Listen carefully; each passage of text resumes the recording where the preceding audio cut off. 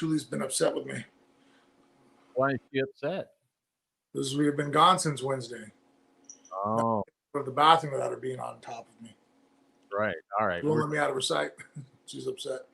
We are streaming phone booth fighting once again. I'm Richard Hunter. That guy's Frank Mir. Special guest there on his lap is Thule, the other lady in his life. What were you just saying there, Frank? Before we kick off, she's perturbed with you. Yeah, since we went out of town for Christmas, I was gone for 5 days. Mhm. So as soon as I got home, she hasn't been letting me go to the bathroom without being on my lap. So she's been quite upset. You got the two little dogs, Thule and Baby. But Thule is the one that's closest to you. Yeah. Yeah, How old are they now? 8, almost 9. Little dogs have long lives, though, right? I would assume that's the case with them. Yeah, I think smaller, their hearts hold up a little bit better, their body. That's not a good sign for you, by the way. No, I'm more like a Great Dane. I don't think I have a long life expectancy. Well, it's been a little bit since we've done an episode of Phone Booth Fighting. We'll catch everybody up on what's been going on. We're going to get to some listener questions here in a minute. I think that'd be a good way for us to kind of ease back into things by putting the call out for some questions from listeners, and we got quite a few, so we'll be going through some of those. But first things first, the obligatory, how was your Christmas? I know you guys went to Disney World, right? Yeah, it was fun. Obviously, it's always about spending time with the family. So we had a small Christmas here at the house on the 22nd, where we exchanged gifts and did like the probably more traditional thought of Christmas in most families. And then New Year's Eve, we flew to Florida and went to Disney World and spent time there. So All right. So was this the now Disneyland, which is uh you and I we spend enough time there as like second residents. We're lucky we don't have to pay California taxes. I mean, I guess we do when we're there. But that has been closed since I want to say the first week in March. yeah, So I think Jennifer and I went right at the beginning of the year. We have the season passes, but those passes have been on hold since March. They basically froze the passes once they closed down, which is not a bad deal for us because it basically means we have a year of not having to pay for passes, but we haven't been able to go all year. So Disneyland is still closed, but Disney World has been open for a while now, I think, in Orlando. So I'm very curious to hear what's different. Let me just put it to you that way. What was different in the post pandemic approach? well, it was nice. It just wasn't as packed. I think they were about 30% occupancy, and obviously you had to wear masks the whole time. But and then the rides they wouldn't fill up; they left rows and seats empty as you got on there, and even ride like boats themselves.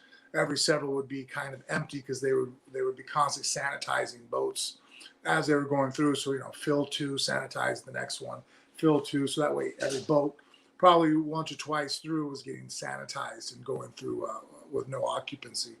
And then in line, everybody kept 6 feet away from their group, stayed together, and 6 feet away from the group in front of them. But so they were trying to take precautions as far as just being somewhat reasonable. Did it seem like a hard thing to police? Because my experience out in the public has been that uh, even if you're intent on keeping your 6 feet apart, you're going to see those people that aren't either just flat out not wearing their masks or their masks are down below their chin or they're creeping up on you closer to 6 feet. Did it feel like Disney had to do a kind of a constant job of policing that, or did it seem like everybody was kind of following No, the rules? see anybody really trying to rock the boat. I mean, I think most people, because you had to put in requests for your tickets ahead of time to get in and stuff. So I think people were kind of, it's kind of like flying now. Whether you agree with it or not, you take your shoes off, pull your belt out of your pants, and you just comply to get through it because you want to get on the plane. Mhm. Um, I think anybody trying to make any kind of political draw a line in the sand just wasn't the place. It just really wasn't worth it. It was kind of like, hey, dude, whatever I got to do to get here to enjoy time with my family, I'll go ahead and do. Yeah, I see it these days. Yeah, sure, there are the the zealots as far as political statements and all that. But what I see a lot are people who I don't even think they're trying necessarily to not follow rules. They're just not mindful of it in general. It's like people not using their turn signal. You know what I mean? Like they're not before they change lanes, they're not going, by God, nobody's going to make me use a turn signal. It's Yeah. just not occurring to them. And so I see people especially in the work environment, things like that, where you're just like, does this guy know that if the mask is down below the nose, it's kind of not working the way it's supposed to? And what I find a lot of times is it's just people not being the same level of aware. And I just wondered if maybe you were encountering any of that. No, I mean, every once in a while you have people, come up and remind people to, not get too close to the people in front of them. Right. And which because a lot of times I think that's more of the cause that you're turned around, you're in line, you're talking, and you're trying to go pace. So all of a sudden you realize that, oh, I walked up on the group behind me because I didn't realize, and Mhm. there didn't seem to be anything malicious. More just again just it's being cautious the whole time of it's almost impossible. Yeah, that's good to hear. That gives me a little more faith in people, and also makes me hopeful for the reopening of Disneyland. Now we have spent so much time at Disneyland. I mean, I can probably draw you a map from memory of Disneyland, and certainly list all the marquee attractions and things like that. You guys have been to Disney World before, right? Yeah, but I think there was only our second time, so Okay. nowhere near as experienced on where things were. You know, Yeah. What I know it's bigger, and I know there are the satellite parks, like you got Epcot Center and things like that. But just in terms of Disney World, how much of it is like a mirror image of Disneyland in terms of like they built their own Pirates of the Caribbean and things like that? I know. And then how much of it is different? Just give me an overview. the Disney Kingdom was a Magic Kingdom. Magic Kingdom is very similar to Disneyland. Hmm. It's the layout is very similar. Just larger, and there are differences, but for the most part, it's it reminds you of just a larger Disneyland. Um, but then the satellite parks, or the different parks, the Animal Kingdom, I think that's what it's called, right? Right, babe. Animal Kingdom is where we went, and Bella and the kids actually really enjoyed themselves there because Hmm. it's kind of part zoo habitat, Well, and then it reminded them of home. yeah, right. And so they really liked that one a lot. That was cool, and we did too. That's also too where the Pandora's Avatar Park was, and Hmm. so that was a So really cool ride.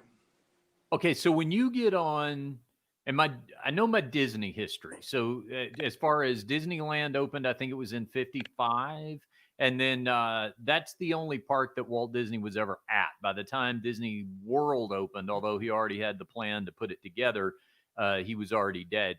So now, let's say when you get on Pirates of the Caribbean, Can you tell you're on a different Pirates of the Caribbean? Not really. Yeah, it's pretty much almost exactly the same. I think there was some parts, like when we went up the ramp, where Johnny Depp's character, the Yeah. pirate, was slightly different. I mean, I'm sure someone who's really in tune, maybe a tour guide, could probably spot out differences. But for the most part, no. I mean, it felt the same, looked the Haunted same. Mansion, same thing. Except for Actually, Haunted Mansion, the outside of it is cooler. yeah, actually, Jen just said yeah too. The Haunted Mansion on the outside is actually cooler there, Hmm. and they actually don't do the same. Maybe I don't know if it was just because of the pandemic, Mhm. but usually around Christmas time, the Haunted Mansion in California, they do a Nightmare Before Christmas theme for the month. Right, right. That wasn't the case here at the Haunted Mansion in Magic Kingdom. But again, I don't know if that was just due to current circumstances or if Mhm. that's just something they don't normally do. Hmm. Interesting. I have been Disney World. I went once when I was a kid. I don't remember a lot about it. I mean, I was a young kid, and then another. This is such a crazy story. The only other time I went to Disney World in the early '90s, my band played there at. They had, I don't know if they still have it or not, but they had this area they call Pleasure Island, which was like they had bars on it. like Oh, no like kidding. like drinking bars. Yeah, it was. Yeah, the Pinocchio thing. Yeah, they were presenting it as basically like an adult area, right? So where Well, all you know, the parents Pleasure could go. Island's from Pinocchio. Yeah, yeah. And this was, but this had like actual bars you could go drink and things. This doesn't ring a bell. Maybe they don't have this anymore. I No, don't know. did that sound familiar, babe? Did you hear anything? Pleasure Island? No. I don't remember that. We were only there for a whole day, though. I mean, we went to different parts. Right. Well, and that was what I mean, I kind of call it a half experience in the early night because my band played there like on this big outdoor stage, but we were in and out because I think we had a show the night before and a show after. So we got there and they actually gave us like free day passes for the park, but we had been there. We didn't have much time to spend there. It was basically like in and out just to play the show. So I didn't really get to have a experience there. So anyway, that's curious to me. Eventually, we're gonna do Disney World as well, just to now. What are there big attractions there? That okay, so like you got your marquee attractions at Disneyland, like Space Mountain, things like that, right? Are there big marquee attractions there at Disney World that they don't have at Disneyland? Because I saw some of your photos, and there were a couple that. Like there was like a Himalayan experience. Yeah, Everest was instead of having the Matterhorn, they have yes, Everest. Okay, that's way better because that's the thing. I do it every year with the kids, but if anybody ever sees me in line at Mount Everest, yeah, and I don't act very friendly, just wait till the ride's over with. I'll get my personality back because I'm just dreading what's about to happen because that ride is. You said Everest. Oh no, the Matterhorn in California. That ride is 60 years old. I know they've shut it down and revamped it and tried to fix it, but it feels like I'm getting in small little car wrecks at only 15 miles an hour. So it's not even that fast, but just constantly just jerks me around. And it's just the whole time I'm sitting there, I hate life on that ride. Yeah. I think Mount Everest, that was cool. Smooth, whatever. The Florida guys got to talk to the California guys and get that shit straightened out, man. Fuck. Yeah. Way better. And it goes backwards. It's actually a really cool experience because the ride it starts off and you go through, and then the middle part of the ride, the coaster runs backwards hard. I felt like we pulled a couple G's. Like it sank me back into the seat. I was really impressed with it. When it came, I was like, wow, that definitely had like an experience. Interesting. Yeah, I think, and also it looked like they had maybe more photo ops at Disney World. Like they take your picture on the Haunted Mansion, for example, and on Everest, where Everest, yeah. Okay. Yeah, we kept making. Afterwards when we pulled up the photos, it's funny how people pull their personalities from their parents because you can see my wife freaking out. And Ronan screaming, and then you see me and Cage are pretty, that's how I am on rides. I'm enjoying the ride. I don't think I have the same external stimulation or tells that other people have. And my son, he's the same exact way. If you look at the pictures, both of us just, both of you playing Clash of Clans on your phone. Probably no, actually, the kids, you know what? They left me. They got me into this game, and I got on it because I told everybody, and that was my excuse to start off with. I was terrified because at the time my kids didn't have social media, old story. Yeah. But you can text people on this thing. So I was like, well, I can't let my kids play this game without me. And so I'll go ahead and, join in. And now I play by myself. And I don't know, right now I'm in some clan where all the kids are from India. So I'm trying to figure out the dialect a little bit, but they speak English and whatever the common dialect is there. But they, So. Well, you showed the Mirror kids. You just went off and got yourself a whole set of Indian kids. You got like another family now. I do. I have a bunch of people. I have no idea who they are. Well, that's fun. Yeah. Well, all right. So good. So that was the Mirror Christmas. We had a good one here. We, I put on my Paul Stanley onesie. And I didn't take it off for about 2 days. And that's my measure. 2 days. That is my measure of relaxation. How long can I keep that on without having to go to the store or something like, because even pajamas, like you could keep your pajama pants on, go through the drive-through or something like that. But when you commit to the full onesie, that's saying I'm pretty much in. I'm not going to be going anywhere anytime soon. So we did that. We ran through the battery of Christmas movies, of course, the 24-hour loop of A Christmas Story on TBS. And then we also do, we usually watch Is Elf. Krampus on there? What? Have you added Krampus? There's a That's movie? part of our Disney. That's part of our Christmas movies now that we do with the mirrors. I didn't know there was a movie. Who made it? Krampus? Yeah. It's actually I know. a horror Christmas movie about like, you ever Krampus? It's the old German version. Oh yeah. No, I know the. Go ahead. Yeah, I know the Krampus story. I just didn't know there was a movie. They've actually made several. Most of them are awful. There's one that was made that was really good. That's actually pretty cool. Yeah. And we actually here at the house watched that. And the reason why I know the other ones are awful is we tried them out. One was so bad it cleared the whole room out. I was the only one committed to trying. Okay, it might get better. My wife's like, there's 20 minutes left in the movie. I'm like, it might get better. Yeah.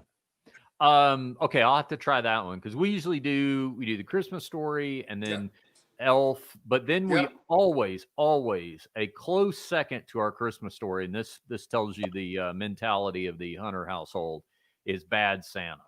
We love Bad Santa. Yeah. I love Bad Santa too. So we always watch Bad Santa. Yeah, that one I have not seen. You haven't seen The Grinch with Jim Carrey? Come on, dude. I know. Well, you got to remember, I'm having my childhood much later in life here, Frank. I've missed out on a lot of these. You got to watch The Grinch and watch Krampus. They watch Elf. Okay. Yeah. Elf, Christmas Story, and then Bad Santa. We don't really watch that one with the kids, so me and the wife. Yeah. I guess Bella's getting Santa. old enough, but I don't know. Oh, tell me the ones that we loved with Kurt Russell. Oh, we actually watched some new ones. One There's some new Christmas movies out that Jennifer actually found with Kurt Russell. Mm-hmm. What was it called? Oh my gosh, Kurt Russell and Goldie Hawn made a new Christmas movie? Yeah. Well, there was 1 and 2. One, she wasn't in until the very end. She made like a cameo. The Christmas Chronicles. They're on Netflix. And then the second one, she was a co-star in. And they're really good. Like, Jen's like, I want to watch these. I'm like, okay. So I was sitting there playing on my phone for the first 5 or 10 minutes, and then the movie caught my attention. I was like, oh, this is really good. Excellent. Well, maybe to remember that one for next, we should put a list together next year. Yeah. Maybe we even do like a Christmas movie watch along or something like that. That would be fun. Who we need to get that follows the podcast on Twitter is the guy that played Scut Farkas, the bully in A Christmas Story. Oh, really? The guy that guy. His name is Zach Ward. He follows us. So, and he's an MMA fan. He's actually a big MMA fan. So we'll have to get him on maybe next year for the holiday. And also, speaking of Bad Santa, I didn't want to forget to mention this. I got a nice package for Christmas from Billy and JD and all the box masters, and they got a new record out. So Billy wants to come back on with us here sometime next few weeks and talk about it. So cool. How are we gonna do that? Billy. We'll have him link in with just his own feed. We can put multiple people on this. Right, we can. Yeah. Billy Bob Thornton. We're talking about a repeat guest here on Phone Booth Fighting. Always a fun visit with him. So we'll get him back on here again soon. All right. You want to get some questions, Frank? We had some folks send in some questions for us. We hadn't done this in a while. Had a chance to answer questions. They tweeted them in at Phone Booth Fight is how you follow us on Twitter. All right, let's see. I'm just going to scroll through a few here and see what interests you. All right, here's one for you, Frank. If you switch over completely to boxing at age 30, do you think you would have been a legit top 10 boxer, let's say by age 35? Yeah. I think that obviously I have the mindset for combat, so it wasn't like I was afraid to go out there and fight. I've always been one of the better athletes around in the gym. I don't think that would differ at all going into boxing. So athletic ability and mental ability and technician. Yeah. There's some things you would have to unlearn, I guess, in terms of like you're not worried about a takedown in boxing. But what do you think? Does anything come to mind? This is just me adding on to the question. Does anything come to mind that would be an advantage in boxing for a high level MMA fighter that they would bring with them? Well, I think being a counter fighter, which is my natural personality, it's very difficult in MMA. You know, uh, Usually action beats reaction. There's just too many variables in MMA. Whereas you can be a counter fighter, I think, much easier in boxing because you're only worried about two hands. And there's only one way they can hit you with the hand. They can only use the knuckles. You don't have to worry about a handle fist, a back knuckle. I mean, it's literally just two different punches, two different arms. Whereas in MMA, you have multiple ways that you could hit someone with the hand alone, back fist, hammer fist, and with the knuckles, let alone you have elbows, shoulders, knees, shins, feet, the back of your foot. There's all kinds of areas you can hit with and all kinds of areas you can be hit on. I have to worry about my whole body, not just from the belt up. So I think being a counter fighter is easier in boxing. So I think personality-wise, it actually fits me better. And I'm starting to see that a lot more. And the reason why I bring that up is because that's more how I fight now when I'm doing the bare knuckle boxing sparring. I can see that because I don't have to worry about getting kicked in the leg or worried about anybody taking a shot on me. It lets me focus more on people's hands, and it makes me seem a lot faster than I probably ever seemed in MMA because I can focus. It's kind of like playing the little what's the little game at the arcade where the little moles that come up and you whack-a-mole. Oh, whack-a-mole. Yeah. I've been playing whack-a-mole with 12 different whack-a-moles. Now I'm playing with 2. So I think because my brain is so used to having to see 12 different variables at all times. Now when I was like, well, they can only hit you with these 2 different variables. I'm like, holy shit. This is kind of like going from, like major league, 95-mile-an-hour average fastball to where now it's going 80 and they can only pitch certain pitches. My hitting is going through the roof. This is crazy. Kind of like, would you say it's kind of like ankle weights for hand-eye coordination? Yeah. That makes sense. Yeah.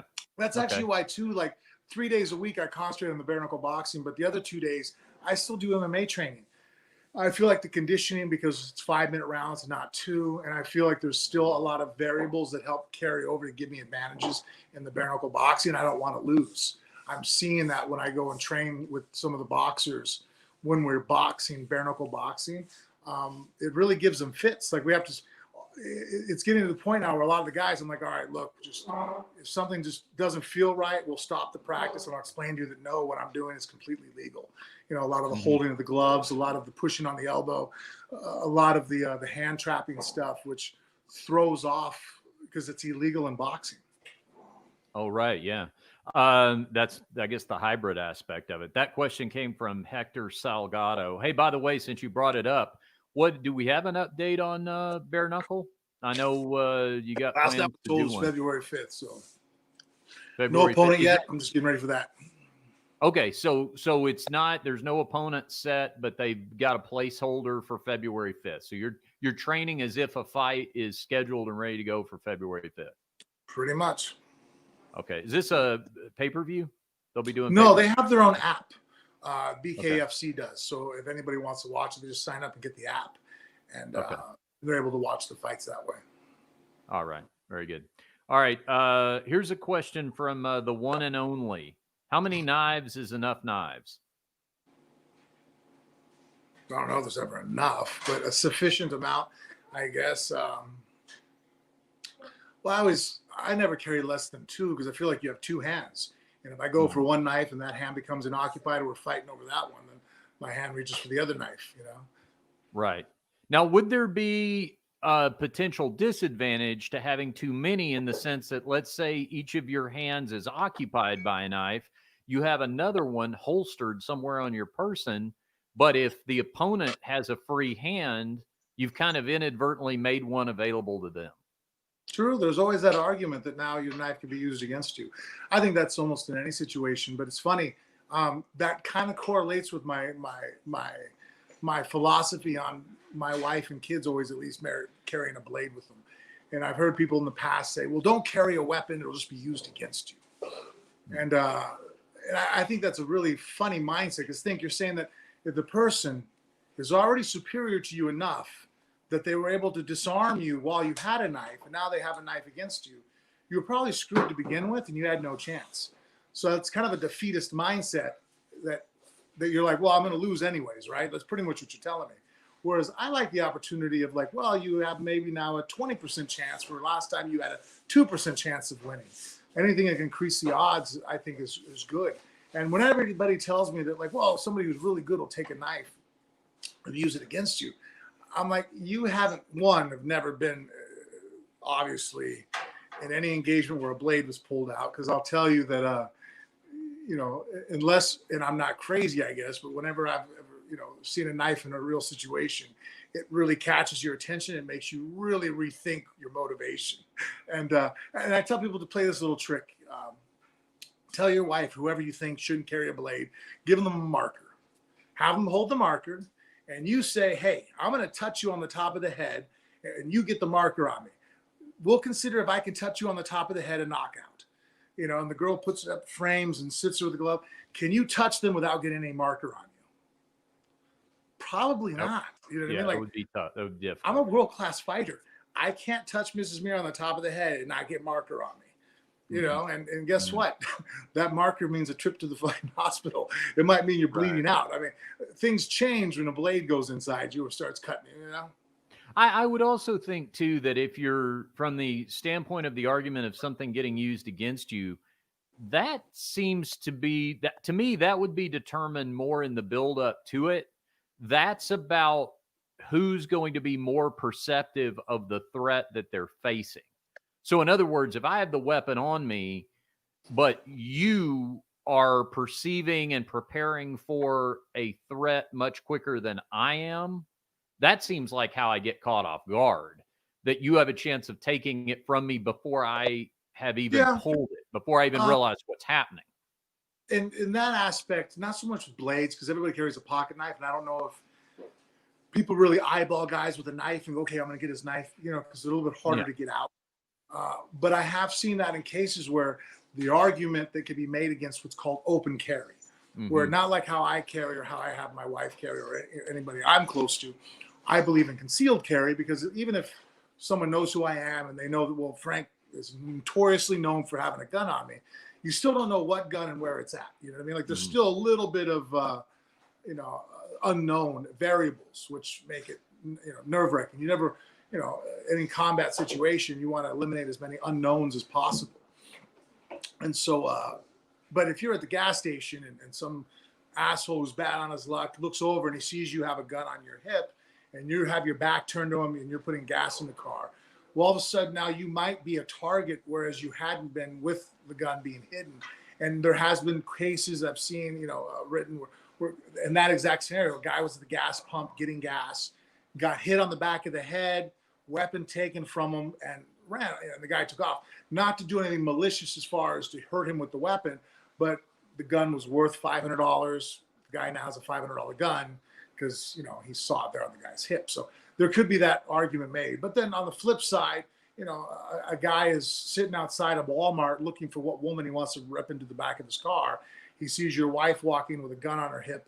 She might have just check marked herself off that list. You know what I mean? Because it's like, well, she probably has some training with it. Like, it presents itself a different image of the type of person you are. Most people that are going to carry a gun probably know how to use it and have that thought in their mind of, I'm going to fight. I'm not going to comply. Yeah, I think what makes me nervous about open carry people is that and you and I have talked about this. I worry that there's some other element to it, that there's a show element to it. Like I want, and here's what I mean. If I'm trained to use it and I'm only using it for protection, there's not, I side with you that there's actually, you want to maintain an element of surprise. So seeing it, I guess what I'm saying is, of course, maybe I don't have a criminal mindset, so I'm not thinking that way naturally, but I get more apprehensive about seeing somebody open carrying just because I'm like, boy, I hope this person has had some lessons at a shooting range. Yeah. But I can go buy one right now. Just put it on my hip. I mean, as long as I got my paperwork and just start walking around. Yeah. And I worry, yeah. So I'm kind of with you on that. Now that Well, also though, I only have a problem with one group of people. And the reason why I take issue with them is I feel like they're wasting people's time. And those are the guys that particularly open carry in areas that they're trying to get attention from law enforcement. mhm. You know, they'll strap a rifle to their chest because they're trying to get that guy who's just out of the academy, who might not realize the rights of a citizen, just to see if they can catch them infringing on their rights to bear arms for an aha moment to catch on video. Those guys bother me because I'm like, dude, like you're not helping anybody. You know, I don't feel like you're enhancing the Second Amendment rights, you know, in any form. I feel like you got nothing better than you do to fuck with somebody. You know what I mean? Like I just don't agree with that. It's wasting police officers. It's wasting resources and time, and you're pulling attention from people.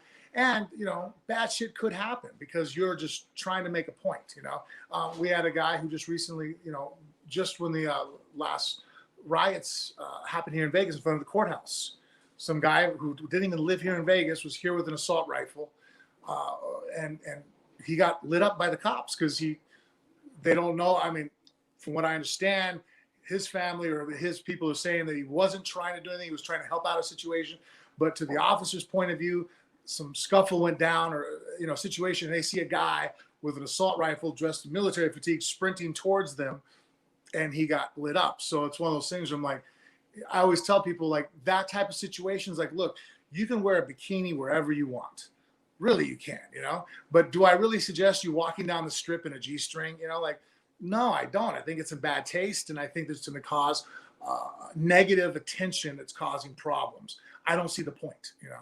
Mm-hmm. Yeah. And, you know, how about the fact, I think you touched on this, but the fact that you're also creating a distraction for law enforcement, for people that are trying to keep the peace. You know, what you're much more likely to do rather than, you know, prevent an attack on the random Starbucks that you're doing this in, is just create a distraction so that if something legitimately bad does happen, you're just creating more work for the you know, for law enforcement to try to figure out what's what. Now, that being said, I mean, you know, as you know, I've told you privately, that is why I have crafted this very careful liberal facade, because I'm actually armed to the teeth. You know, you just put it all out there. You just explained to everybody from the get-go, you know, you're a gun enthusiast. I have played the long game. I have created this whole facade. People look at me, they think I weigh like 185 pounds. I actually weigh like 140. It's all the weaponry that's on underneath. But I would, of course, only reveal that to our phone booth fighting listeners, because I know they're all good people. I don't have to worry about them. All right, let's get another one here, Frank. Let's see here. Oh, here's one from a guy named Frank. It's a good name. You're one of the most gifted and talented athletes inside the cage, but I've always found that you were one of the more intellectual fighters in the world. Where did that come from? You get recognized for that a lot, but I don't know that you've talked a lot about what made you an intellectually curious person, or if you've just kind of always been that way. Well, I've always felt that that's what martial arts really is. I mean, if you think about it, it wasn't the guy being the biggest and strongest, because, you know, I realized from a very early age that as a human, you know, if I were to go face any other creature in the animal kingdom, I'm at a great disadvantage. My teeth, I don't bite very hard, and I don't really have claws. You know, and strength to weight ratio, I'm an orangutan, will rip my arms out of my sockets. But then if you think about it, at the end of the day, we're still top of the food chain. You know, they always say what's the most dangerous animal in the world, and it's the human being, right? Well, what makes us so dangerous? What makes it to where I put a lion in a cage and, you know, and make him stand up on a box and jump through a hoop, you know? Well, it's our mindset, our mental capacity. So whenever done the martial arts, yeah, I want to be physically gifted. I'm going to push those attributes because it's kind of like, no matter how good of a race car driver you are, the better your car, the more ability you're going to be able to work with. But at the same time, you're always going to want to sharpen the most deadly tool that we have at our disposal, which is our mind. So understanding technique and tactician, type of strategy and combat has always been at the forefront of my journey. What kind of student were you in school? If I was interested in something, and I had a good teacher, I was actually a very good student. But I didn't develop the ability to do things I didn't like until much older in my life. That's one thing I'm very proud that my children have, is that there's things that they don't like to do, but they do it because they see the bigger picture. In that sense, I was not a good student because if it didn't entertain me, if I didn't find it interesting, I didn't give it much work. I did the bare minimum just to slide by, and sometimes too. I mean, obviously, I wish I would have had better instruction. I mean, growing up in Vegas, they were the second to lowest educational system in the country. So I take some of that blame, but I also put some of the blame on my environment. Didn't help show me that there was a better way. What were you interested in? Math and science. Always been my interesting. And you and I would have been polar opposites. You were math, and mine was English and history. Yes. Math and science. I wish I would have been more interested. See, I was the exact same kind of student you were. If I was interested, I was in. And I wish that had not been the case. That all along I would have been equally committed to everything. But yeah, I had the similar but different in terms of who the subjects were. Did you have? I hated English. Even to this day, I have the little games I play on my phone that help keep me up on stuff. And I have no idea still to this day. I get the lowest scores on where to put a comma. I think I might be the only guy still, other people probably do it too, that I have to have 4 different people proofread before I send out a tweet because my grammar and my, is just so god awful. Because I think some people can probably, if you listen to some of my early commentating, I used to say things like he got the arm bar. It took years of me having to have other people say, hey, that's not the proper way to use those words. Yeah, that's interesting. Did you have 1 or 2 good teachers? You mentioned good teachers. I'm sure you had good coaches along the way, but was there one particular teacher that stood out to you? Like for me, it was my debate coach. Well, that'd have been an interesting one to have. I wish I would have went that way when I was younger. If I was more aware of what was to my available, I would have joined the debate team. I find that you would have been good at that.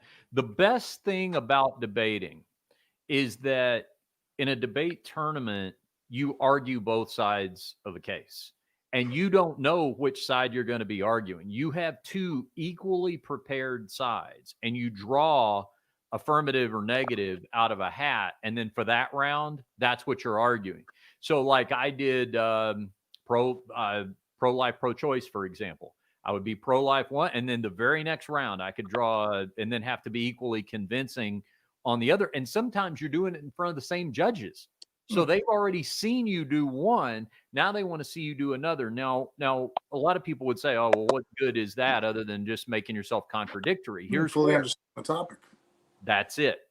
What happens is you develop an ability so that before you make a stand on something, you argue your own points with yourself.